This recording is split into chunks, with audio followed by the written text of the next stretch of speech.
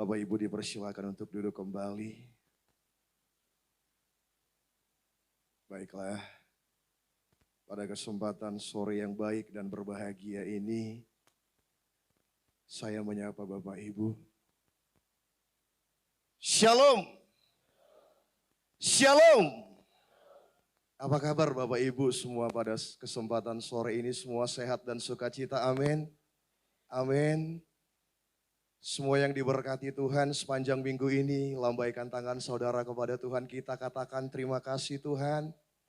Terima kasih Tuhan kami ucapkan kepadamu. Baiklah, pada kesempatan sore ini sebelumnya saya akan memperkenalkan diri saya terlebih dahulu. Karena ada pepatah yang berkata tak kenal maka tak sayang.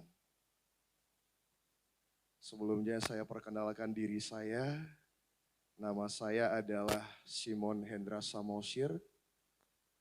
Saya adalah menantu daripada Bapak Gembala kita, di mana saya menikah dengan putri beliau yang bernama Priscilla Silitonga. Kami sudah dikaruniai seorang anak yang sudah berusia 4 tahun lebih dan namanya Kainan. Demikian perkenalan singkat dari saya. Kiranya Tuhan Yesus memberkati. Pada kesempatan sore hari ini, saya akan mengangkat suatu tema kebenaran firman Tuhan dengan tema alat di tangan Tuhan.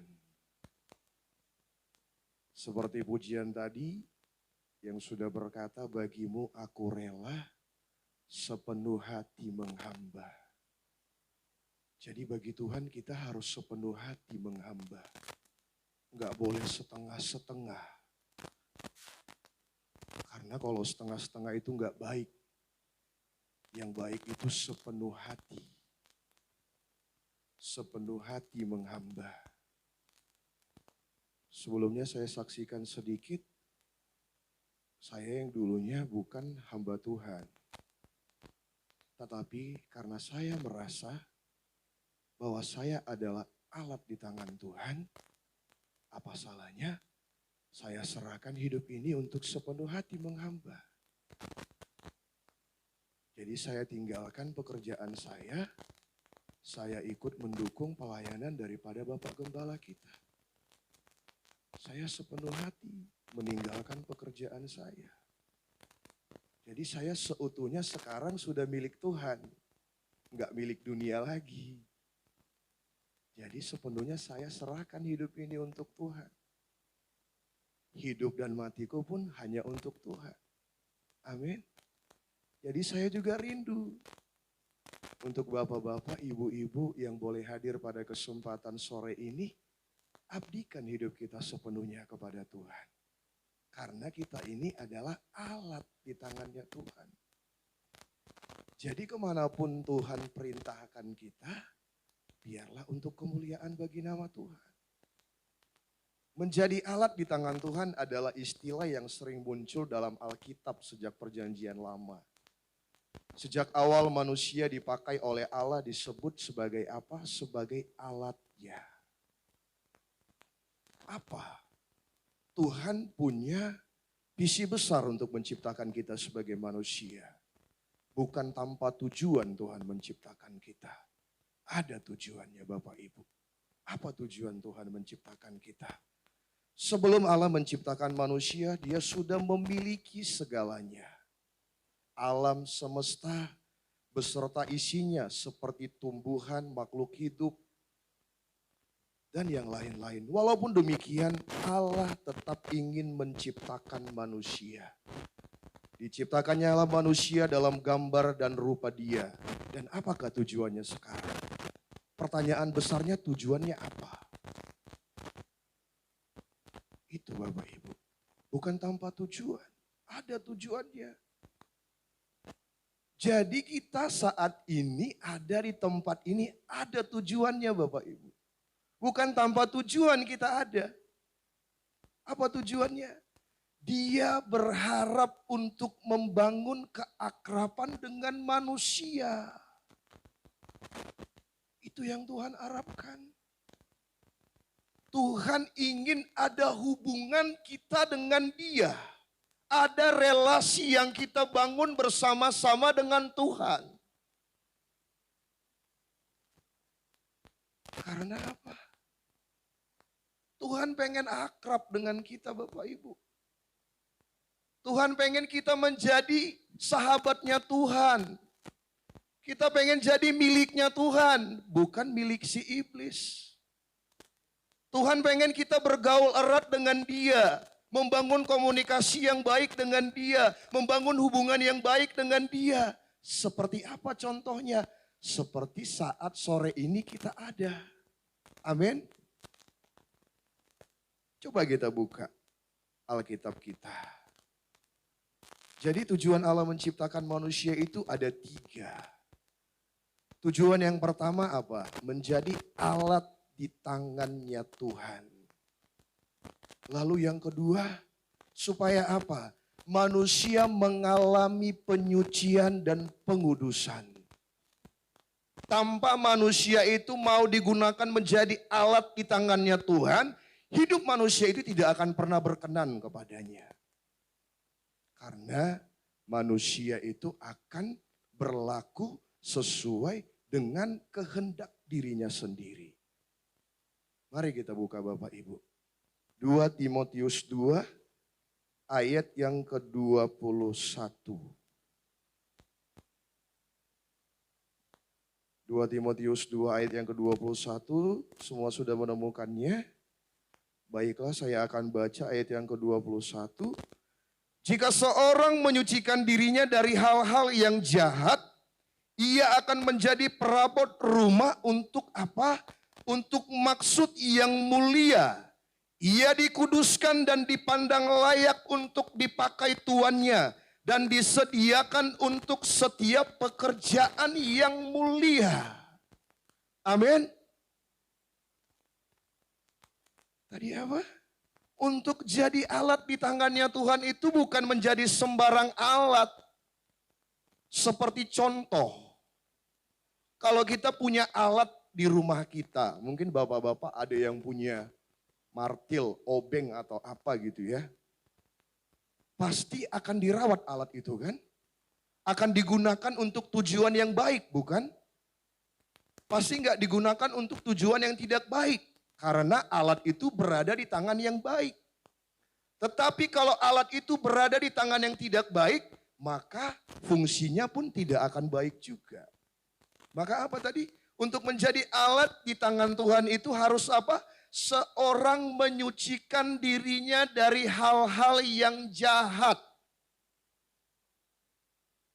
Harus kita sucikan diri kita dari hal-hal yang jahat.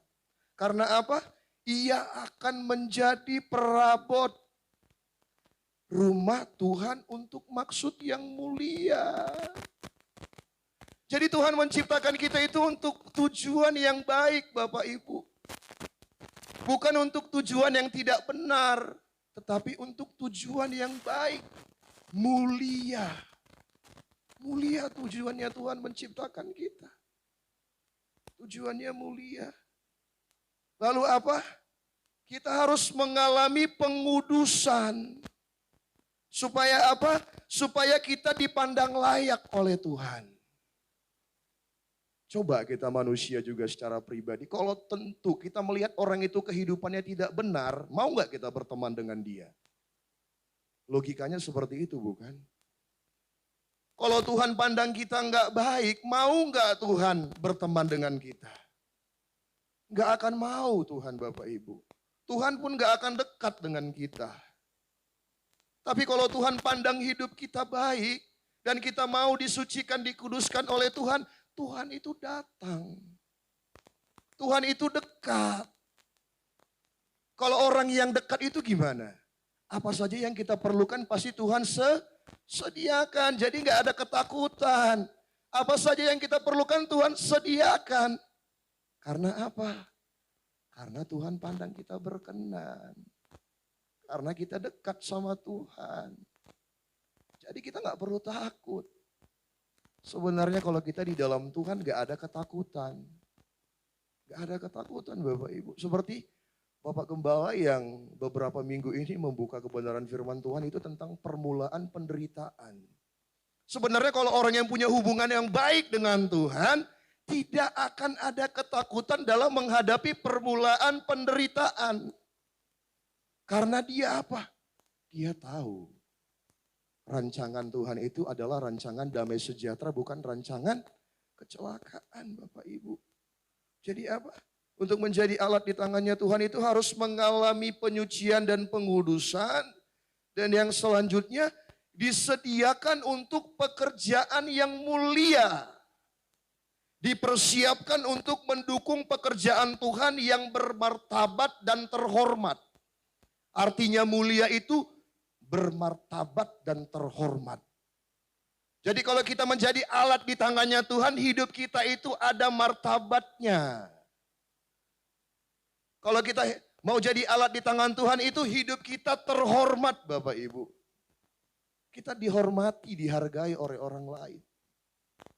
Bukan hanya orang lain, Tuhan juga menghargai hidup kita. Bukti penghargaan Tuhan apa? Kita dibela dan dipelihara sepanjang hidup kita.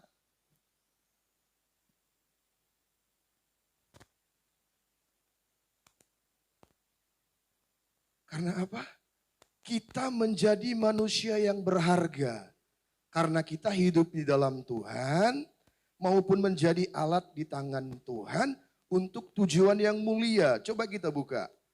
Yesaya 43 ayat yang keempat. Yesaya 43 ayat yang keempat.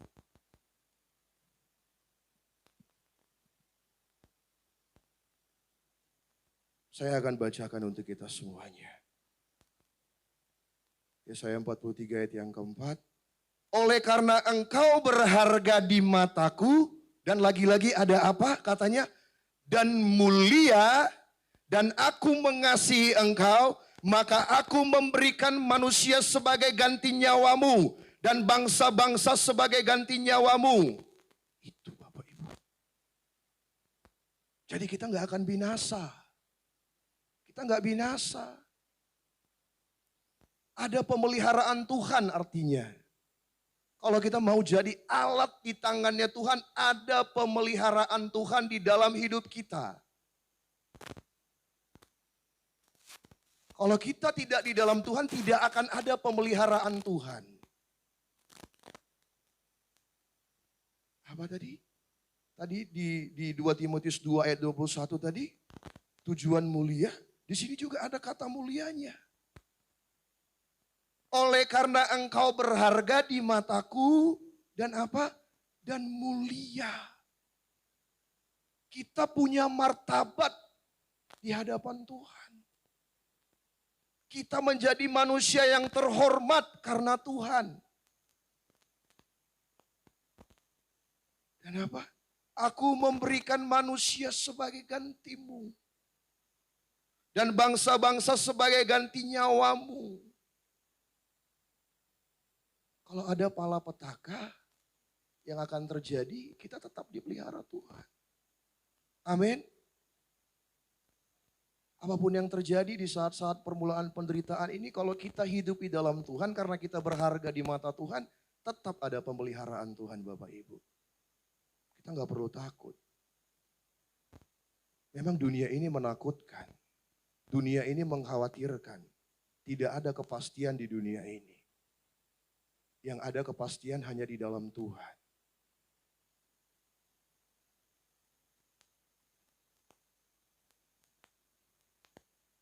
Yesus adalah wujud teladan Allah yang Allah nyatakan bagi hidup manusia. Kita juga punya teladan. Untuk jadi alat di tangan Tuhan, enggak semena-mena bisa jadi alat. Kalau mau menjadi murid, enggak semena-mena bisa jadi murid Bapak Ibu. Pasti ada teladan seperti guru yang menjadi teladan kita. Siapa teladan kita? Yesus Bapak Ibu. Yesus itu sendiri Allah. Apa? Allah berikan ke dunia ini sebagai pengganti dosa kita, sebagai korban perdamaian atas dosa. Kalau tidak ada korban pendamaian, kita bukan milik Tuhan, tetapi kita milik iblis. Bapak Ibu. Jadi ada teladannya untuk menjadi alat di tangan Tuhan.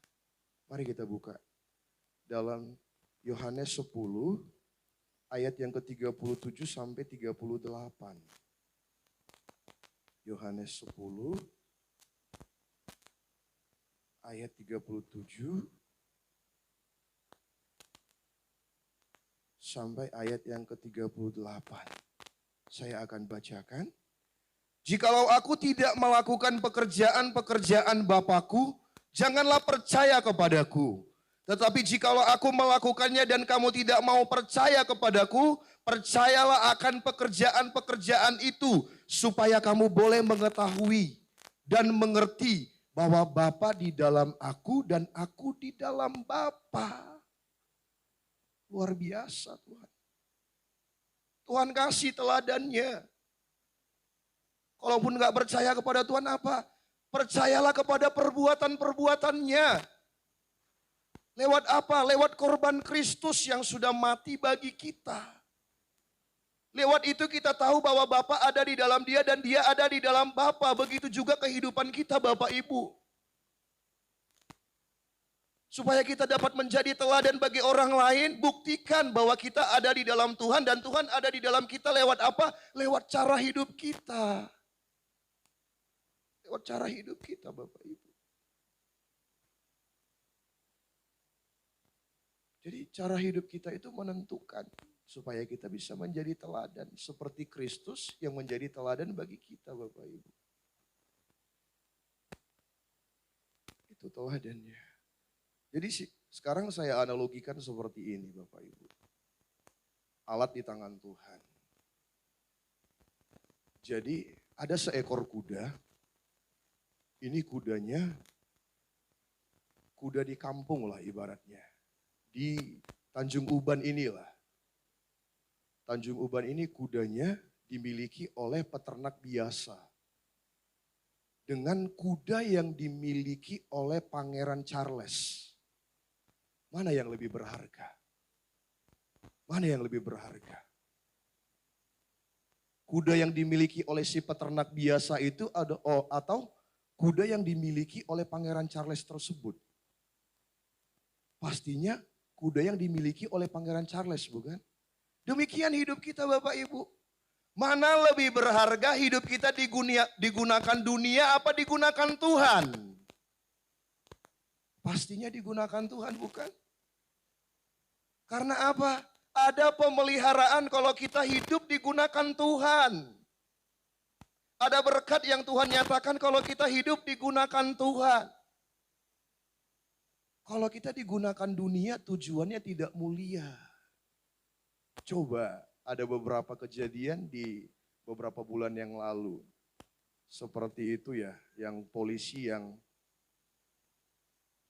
inisialnya FS. Padahal dia anak Tuhan Bapak Ibu. Sesungguhnya kalau dia tahu hidupnya itu menjadi alat di tangan Tuhan. Pasti dia akan gunakan jabatannya. Dia akan gunakan pekerjaannya untuk tujuan yang mulia. Dia tidak akan rela menghilangkan nyawa ajudannya. Itu akibat apa Bapak Ibu? Akibat dia tidak menyadari bahwa hidupnya adalah alat di tangan Tuhan. Kalau dia menyadari bahwa hidupnya adalah alat di tangan Tuhan, dia tidak akan bisa berbuat demikian. Karena apa? Tuhan ciptakan kita untuk tujuan yang mulia. Pasti yang dia lakukan adalah kebaikan. Bukan menghilangkan nyawa seseorang, tetapi menyatakan kasih kepada setiap orang. Sama halnya dengan kita yang ada pada kesempatan sore ini Bapak Ibu. Pasti pekerjaannya berbeda-beda bukan? Ada yang pedagang, ada yang pengusaha, ada yang bertani, ada yang lain-lain. Tapi kita harus tahu, kita adalah alat di tangannya Tuhan. Kita harus berbeda dengan dunia. Kalau dalam usaha kita, ya kita harus berbeda. Mungkin lebih banyak senyumnya daripada orang dunia. Lebih banyak senyumnya. Kita kita nampakkan terus kasih kepada yang lain. Senyum, ramah. Itu Bapak Ibu. Jadi apa? Kita berbeda. Karena kita alat di tangannya Tuhan. Ya mungkin kalau orang lain timbangannya nipu-nipu sikit, kita jangan nipu lah. Minimal gitu.